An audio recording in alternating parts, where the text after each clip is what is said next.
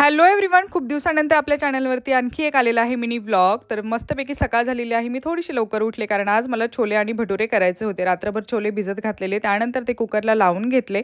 छोलेची भाजी करून घेतली, त्यासोबत भटुऱ्यांचं बॅटर रेडी केलं, ते थोडा वेळ भिजत ठेवलं. त्यानंतर छानपैकी भटुरे करून घेतले. त्रिशाला स्कूलला जाण्यासाठी टिफिन पॅक केला. त्यानंतर त्या दोघींना उठवलं. त्रिशाचं स्कूलचं सर्व आवरून दिलं. त्रिशाला तयार केलं, त्यानंतर त्रिशाला तयार केलं. रोजची रेग्युलरची कामं झालेली आहेत.